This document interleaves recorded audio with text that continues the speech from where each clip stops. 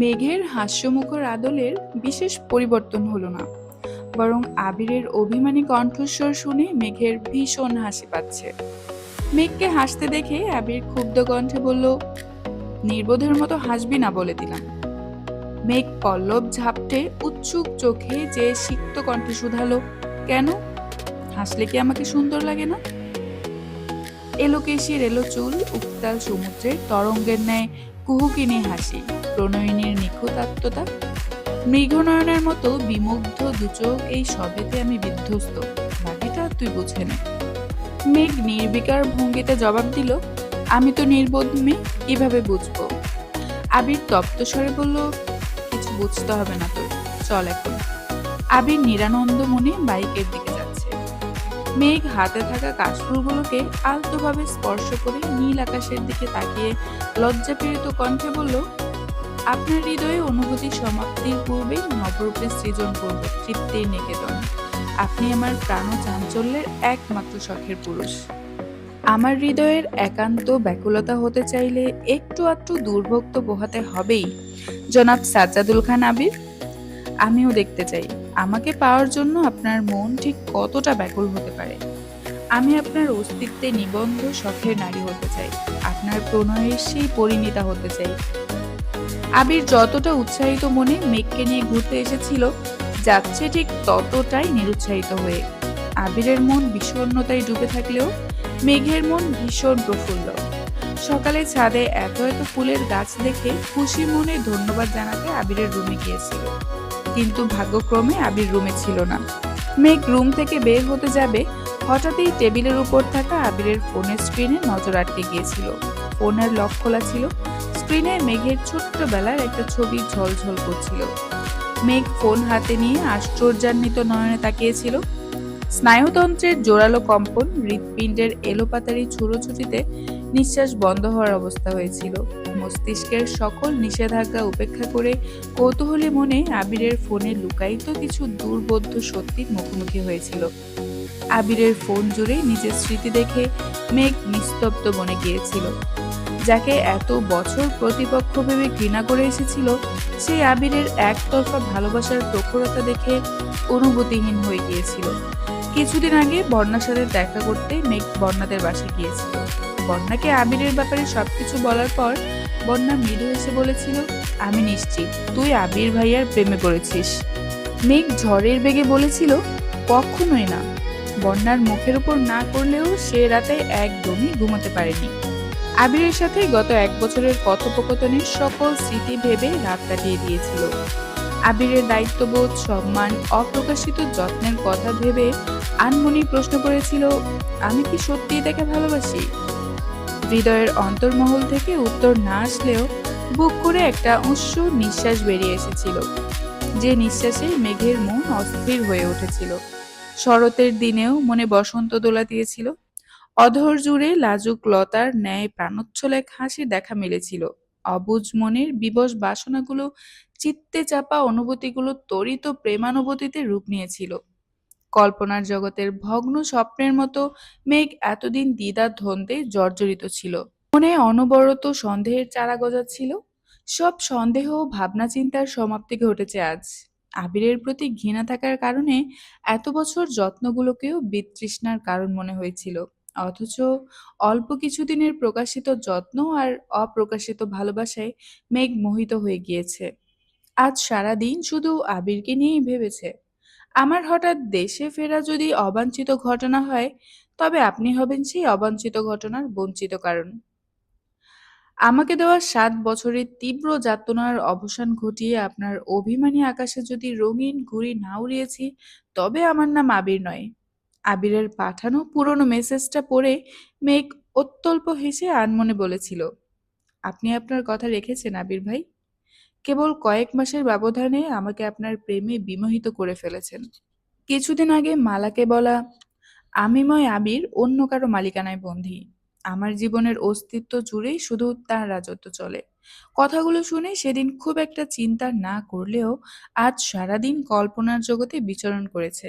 বারবার শুধু একটা কথাই মাথায় ঘুরপাক খাচ্ছিল, আমার এত অবহেলা সহ্য করে তিনি কিভাবে আমাকে এত ভালোবাসতে পারলেন। নিসর্গের মুক্ত বাতাসে আজ প্রেমময় সুমিষ্ট ঘ্রাণ। আবির কঠিন চিত্তে বাইক চালাচ্ছে। মেঘের মস্তিষ্কে প্রেম প্রেম পাগলামি। অধর জুড়ে দুষ্টু হাসি। আবিরের বলা, প্রেম করার ইচ্ছে হলে এমনিতেই করতে পারিস। কথাটা মনে পড়তেই মেঘ লাজুক হাসল। চলন্ত বাইকে আচমকা দু হাতে জড়িয়ে ধরল আবিরকে। মেঘের কোমল পরশে আবিরের দেহে শীতল শিহরণ জাগলো। অকস্মাৎ ব্রেক কষল বাইকের। আবির কম্পিত অধর নেড়ে ভীষণ যত্নে আওড়ালো, তুই ঠিক আছিস? মেঘের প্রেমিকা তুল্য মন চিৎকার করে বলতে চাইল, আমি ঠিক নেই আবির ভাই, বিশ্বাস করুন, একটুও ঠিক নেই। আপনি আমার শান্ত মনকে অশান্ত করেছেন, জবরদস্তি আপনার প্রেমের পুকুরে ঝাঁপ দিতে বাধ্য করেছেন। আপনি কি জানেন না আমি যে সাঁতার জানি না? আবির শীতল চোখে তাকিয়ে প্রশ্ন করলো, কি হয়েছে? মেঘ গলা খাকারি দিয়ে ক্লিষ্ট কণ্ঠে বলল, দুঃখিত, আমি দিবাস্বপ্ন দেখছিলাম। হঠাৎ পানিতে পড়ে যাচ্ছিলাম ভেবে আপনাকে ধরে ফেলেছি। আপনি না থাকলে এখন যে আমার কি হতো! এত সহজে তোর কিছু হবে না, হতে দিব না আমি। পরিস্থিতি যতই বেসামাল হোক, আমি ঠিকই তোকে সামলে নিব। মেঘ মুচকে এসে শুধালো, আপনি কি ডুবুরি? আবির গম্ভীর কণ্ঠে বলল, মেঘ, তুই এত নির্বোধ কেন? অভিমানে ঠোঁট উল্টানোর বদলে মেঘের অধরে প্রাণোচ্ছল হাসি দেখা গেল। প্রিয় পুরুষের স্পর্শে মনের আকাশে ঝলমলে প্রজাপতির ব্যাকুলতা আজ প্রশান্তির ইঙ্গিত দিচ্ছে। মেঘ উন্মুক্ত অম্বরে তাকিয়ে আকুল কণ্ঠে বলল, আবির ভাই, আমি ততটা নির্বোধ হতে চাই যতটা নির্বোধ হলে পৃথিবীর বুকে আপনাকে পাওয়া যায়। তানবীর রাস্তার পাশে বন্যার জন্য অপেক্ষা করছিল। সব সময় মুখ গোমড়া করে রাখলেও আজ সে ভীষণ খুশি। বাইক কেনার ইচ্ছে ছিল বহুদিনের। বন্যাকে প্রতিদিন হেঁটে হেঁটে টিউশন পড়াতে যেতে দেখলে সেই ইচ্ছেটা আরো তীব্র হয়ে উঠত। আব্বুকে বললে নিষেধাজ্ঞার আগে একটা কথাই বলতো, বাইক কেনার সামর্থ্য আছে তোমার? সেই ভয়ে আব্বুর সামনে কোনোদিন বলতেই পারেনি। ফ্রিল্যান্সিং করে কিছু টাকা জমাচ্ছিল। গতকাল রাতেই আবির বাইক কেনার কথা বলেছে। আবির নিতে না চাইলেও তানবীর জোর করে তার জমানো টাকা দিয়েছে। বারবার বলেছে, আস্তে ধীরে বাইকের সব টাকা পরিশোধ করে দিব। তানভীরের অবুঝ পাগলামিতে আবিরের রাগ হয়নি, বরং খুশি হয়েছিল। মেঘের পরে আবিরের জীবনের সবচেয়ে গুরুত্বপূর্ণ মানুষ হলো তানভীর। মুখে কিছু প্রকাশ না করলেও চোখ দেখে মনের ভাবনা বুঝতে পারে এমন সম্পর্ক দুজনের। আবির বরাবরই তার আব্বুর মতো, ভালোবেসে আড়ালে কলিজা দিয়ে দিলেও মুখ ফুটে সহজে প্রকাশ করে না। তানভীরের ছন্নছাড়া জীবন গুছাতে আবির প্রতিনিয়ত চেষ্টা করে চলেছে। এমনকি নিজের কোম্পানির শেয়ার হোল্ডারের তালিকায় পর্যন্ত তানভীরের নাম আছে। কিন্তু এই কথা তানভীরকে কোনো দিনও জানতেও দেয়নি। আবিরের জীবনে তানভীরের ভূমিকা যেমন অনস্বীকার্য, তেমন তানভীরের জীবনে আবিরের ভূমিকাও অনস্বীকার্য। দুজন দুজনের বিশ্বস্ত বন্ধু। বন্যা বের হতেই তানভীর ডাকলো, মিস স্বর্ণলতা। বন্যা তৎক্ষণাৎ আশেপাশে তাকালো। অন্য কোনো মেয়েকে দেখতে না পেয়ে ভ্রু গুটিয়ে প্রশ্ন করলো, আমাকে বলছেন? তুমি ছাড়া আর কেউ আছে এখানে? আপনি বোধহয় ভুলে গিয়েছেন, আমার নাম বন্যা। তানবীর তপ্ত স্বরে বলল, বন্যা নাম শুনতে শুনতে আমার মনে বন্যা হয়ে গেল। আর তুমি বলছো বন্যা নাম ভুলে গিয়েছি? ইদানিং কেন জানি তোমাকে স্বর্ণলতা ডাকতে খুব ইচ্ছে করছে। বন্যা কিছু বলল না। তানবীর ঝটপট বলল, বাইকটা ভাইয়া কিনে দিয়েছে। কেমন হলো? ভেবো না, আমি ইনকাম করে খুব তাড়াতাড়ি পরিশোধ করে দিব। বন্যা ধীর কণ্ঠে বলল, ভালো, আপনি আপনার ভাইকে টাকা পরিশোধ করবেন কিনা সেটা আমার জানার প্রয়োজন নেই। নতুন বাইক নিয়ে খুশি থাকুন। বন্যা মুখ ফুলিয়ে চোয়াল শক্ত করে দ্রুত হেঁটে চলে যাচ্ছে। বন্যার কথা শুনে তানবীর স্তব্ধ বনে গেল। মেয়েটা হঠাৎ রেগে গেল কেন সেটাই বুঝতে পারছে না। বন্যার দুচোখ ছলছল করছে। তানবীরের বাইকের প্রতি বিন্দুমাত্র আগ্রহ তার নেই। মেঘের অত্যধিক পাগলামি, তানবীরের যত্ন আর দায়িত্ববোধ দেখে অনাকাঙ্ক্ষিতভাবে তানবীরের প্রতি দুর্বল হয়ে গেলেও বুকের ভেতরটা অনবরত কম্পিত হয়। তানবীর বড়লোক বাড়ির বেপরোয়া ছেলে। বোন আর প্রেমিকার প্রতি দায়িত্ববোধ থাকা আর নিজের প্রতিষ্ঠিত হওয়া এক বিষয় না। এই কয়েক মাসে মেঘের মুখে আবিরের ব্যাপারে অনেক কিছু শুনেছে বন্যা। আবিরের চেষ্টা আর সাফল্য সত্যি প্রশংসার যোগ্য। সেই অর্থে তানবীর বেকার একটা ছেলে। মেঘের থেকে অনেকবার শুনেছে তানবীরের পড়াশোনার প্রতি আগ্রহ নেই বললেই চলে। এদিকে বন্যার আব্বুর কঠিন সিদ্ধান্ত, চাকরিজীবী ছেলে ছাড়া মেয়ে বিয়ে দিবেন না। এই বিষয় নিয়ে বাসায় আজকেও ঝামেলা হয়েছে। এমত অবস্থায় তানবীরের সাথে মনের দিকে ঘনিষ্ঠ হওয়া বন্যার জন্য বিপজ্জনক। তানবীর বন্যার সামনে বাইক থামিয়ে শান্ত কণ্ঠে বলল, ওঠো। আপনি যান, আমি যাব না। তানবীর উদাস ভঙ্গিতে বিড়বিড় করল, শখের নারীর শখের থেকেও রাগের মূল্য ৩ গুণ বেশি। তানবীরের অস্পষ্ট কথাটা স্পষ্ট শুনেছে বন্যা। বক্রদৃষ্টিতে তাকিয়ে ফোঁস করে শ্বাস ছেড়ে আবারও হাঁটতে শুরু করলো। তানবীর উঁচু গলায় বলল, তুমি চলে গেলে আমি কিন্তু তোমাকে অভিশাপ দিব। বন্যা কুপিত দৃষ্টিতে তাকালো। তানবীর ঢোক গিলে সহসা হাসার চেষ্টা করলো। বন্যা ক্রুদ্ধ কণ্ঠে জানতে চাইল, কি অভিশাপ দিবেন? তানবীর আশেপাশে নজর বুলিয়ে আকাশের দিকে তাকিয়ে কণ্ঠ দ্বিগুণ ভার করে বলল, বন্যা, তুমি আমার ক্ষয়িষ্ণু হৃদয়ের মায়াময় প্রশান্তি। আমাকে অবহেলা করে পাবে না তুমি শান্তি। তানবীরের মুখে এমন কথা শুনে বন্যা অতর্কিতে হেসে ফেলল। হাসির শব্দে তানবীর চমকালো। তীর্যকভাবে বন্যার দিকে তাকিয়ে স্বস্তির নিঃশ্বাস ছাড়ল।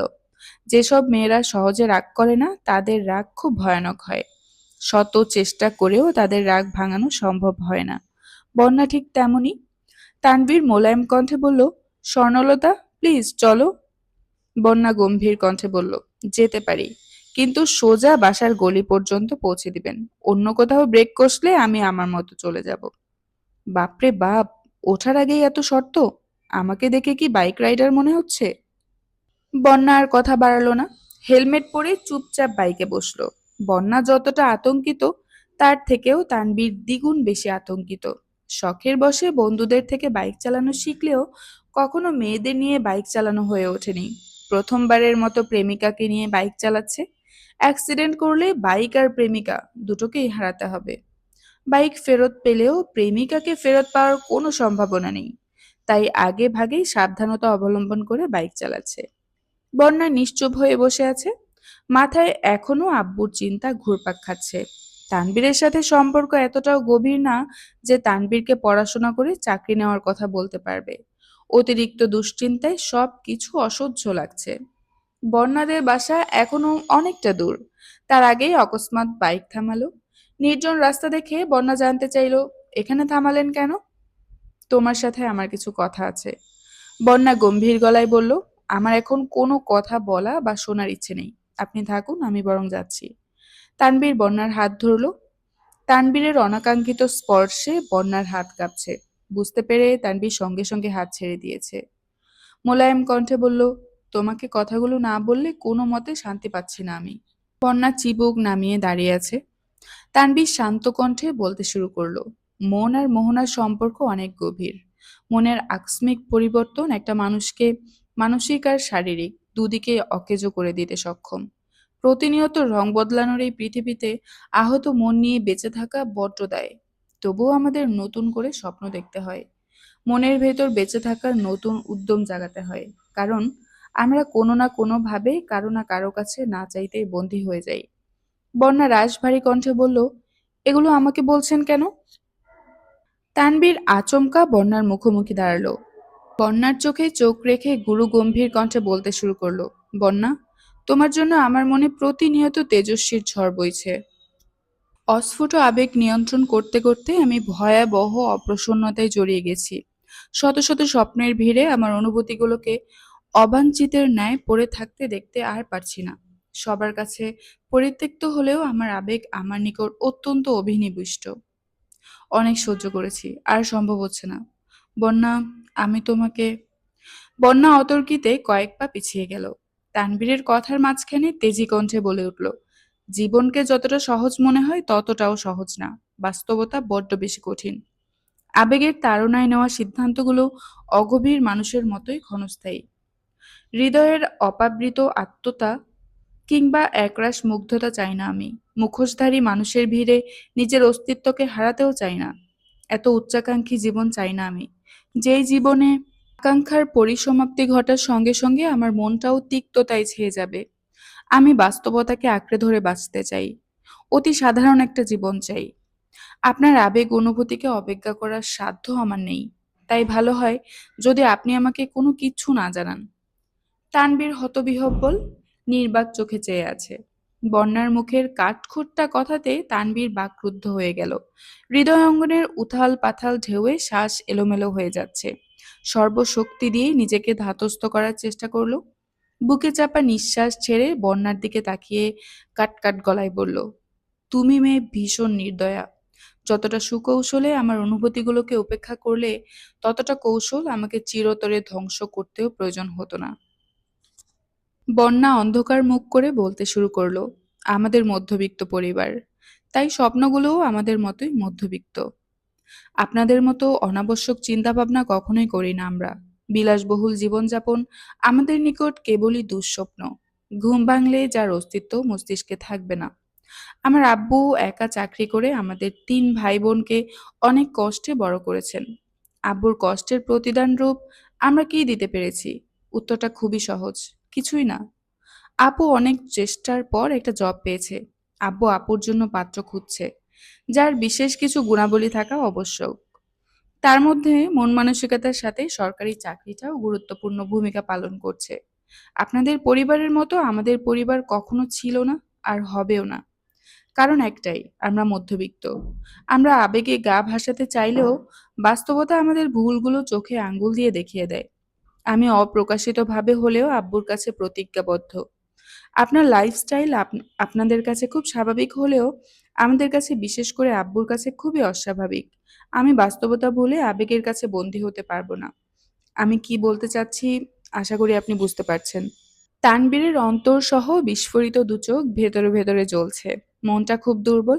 প্রিয় মানুষের অতি সামান্য কথাতেও হৃদয় ভেঙে চূর্ণ বিচূর্ণ হয়ে যায়।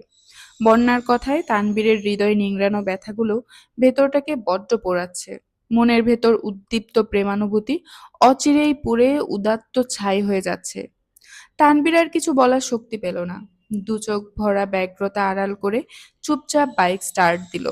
বন্যা ত্রস্ত পায়ে এগিয়ে বাইকে বসলো। পূর্বের ন্যায় আবারও নিস্তব্ধ দুজন। বাকি রাস্তা কেউ কারো সাথে একটা কথাও বলেনি। বন্যাকে বাসার গলি পর্যন্ত পৌঁছে দিয়ে কোনো দিকে না তাকিয়ে তানভীর নিজের মতো চলে গেল। বন্যার শরীর ভয়ানকভাবে কাঁপছে। শীতল চোখ বেয়ে দুফোঁটা অশ্রু কপালের মাঝ বরাবর নামতেই ব্যস্ত হাতে মুছে ফেলল। অধরের অনবরত কম্পন থামাতে ঠোঁটে ঠোঁট চেপে মাথা নিচু করলো। আবিরের ফোনে একটু একটু পরপর কল আসতেছে। বাইক থামিয়ে কল রিসিভ করার আগ্রহ নেই। উদ্বিগ্ন কণ্ঠে শুধালো, মেঘ, কয়টা বাজে? ১৫ মিনিট কম ৫টা। এই রে, সর্বনাশ! কেন, কি হয়েছে? আজকে আমার না হওয়া গার্লফ্রেন্ডকে দেখতে আসবে। রাকিব সম্ভবত বারবার কল দিচ্ছে। আহারে, আপনার খুব কষ্ট হচ্ছে তাই না? আবির মৃদু হেসে বলল, হ্যাঁ, অনেক কষ্ট হচ্ছে। চিৎকার করে বলতে ইচ্ছে করছে, সুখে থেকো ভাবি, স্বামী সন্তান নিয়ে খুব সুখে থেকো। মেঘ তেজোময় কণ্ঠে শুধালো, ভাবি? জান্নাত আমার সাথে প্রতারণা করেছে ভেবে আপনি মনে মনে মেয়েটাকে যতগুলো বকা দিয়েছেন, সেগুলোর জন্য অতি দ্রুত মাপ চেয়ে নেবেন। কারণ সে শুধু আপনার না, সম্পর্কে আমারও ভাবি হয়। আপনি যার সাথে তাকে দেখেছিলেন, সে তার স্বামী হতে যাচ্ছে। কি? সত্যি? কিন্তু আমার আপনার ভাবি হয় কিভাবে? তোকে নিয়ে রাকিবদের বাসায় যাব, তাহলে সবই জানতে পারবি। আমি যাব না। তুই না গেলে কিভাবে হবে? কঠিন সত্যির মুখোমুখি হতে হলেও তোকে আমার সাথে যেতেই হবে। মেঘ ব্রু কুঁচকাল। কিছু বলতে চেয়েও অকস্মাৎ চুপ হয়ে গেল। আবির আগেও একবার এই কথাটা বলেছিল, আজ আবারও বলছে। কোন সত্যির মুখোমুখি হতে হবে তাকে? একটা ফুলের দোকান দেখে নামলো আবির। দোকান থেকে দুটো বেলি ফুলের গাছটা কিনে নিয়ে এসেছে। মেঘের দিকে তাকিয়ে বলল, দেখি, হাত দে। বিয়ে খেতে যাচ্ছিস অথচ হাতে সম্পূর্ণ ফাঁকা, লোকে কি বলবে? মেঘ ঠোঁট বেঁকিয়ে হেসে আস্তে করে বলল, আপনি আমাকে দিন, আমি পরে নিচ্ছি। আমি পরিয়ে দিলে কোনো সমস্যা? মানে, না। আপনি শুধু শুধু কষ্ট করবেন কেন? আবির মৃদু স্বরে বলল, মাই ডিয়ার স্প্যারো। মেঘ তৎক্ষণাৎ স্নিগ্ধ চোখে তাকালো। আবিরের ফোনে মেঘের নাম্বারটা স্প্যারো নামে সেভ করা দেখেছিল। কিন্তু আবির কখনো মেঘকে স্প্যারো নামে ডাকেনি। মেঘ কতবার কল্পনা করেছে আবির তাকে স্প্যারো বলে ডাকবে। অবশেষে প্রতীক্ষিত সময়টা এসেছে। আবিরের মুখে প্রথমবারের মতো স্প্যারো নাম শুনে মুগ্ধতায় চোখ সরাতে পারছে না। কিছুক্ষণ চুপ থেকে মেঘ হঠাৎই মুচকে এসে বলল, জি বলুন। হৃদয়ে বইছে প্লাবন, তীব্র ব্যাকুলতা। তুই আমার নিভৃতে যতনে রাখা বেলি ফুলের পুষ্পমালা। মেঘের বিস্ময় এখনো কাটেনি। অধরের মায়াবী হাসিও সরছে না। মেঘ ঠোঁট কামড়ে হাসি থামিয়ে মেকি স্বরে বলল, আপনি খুব ভালো ছন্দ বলতে পারেন। ভার্সিটিতে প্রোগ্রাম হলে আপনার থেকে টুকলি করে ছন্দ লিখে নিয়ে যাব। আবিরের মেজাজ এবার চূড়ান্ত পর্যায়ে খারাপ হলো। মেয়েটা সত্যি নির্বোধ নাকি ইচ্ছে করে অবুঝের মতো আচরণ করছে, এটাই বুঝতে পারছে না। মেঘ অধর উল্টে বোকা বোকা চোখে তাকিয়ে আছে। আবিরের অকস্মাৎ মনে পড়ল ঘন্টাখানেক আগেই মেয়েটাকে নির্বোধ বলেছিল। জেদের বশে এখনো সেই ঝাঁজ মেটাচ্ছে।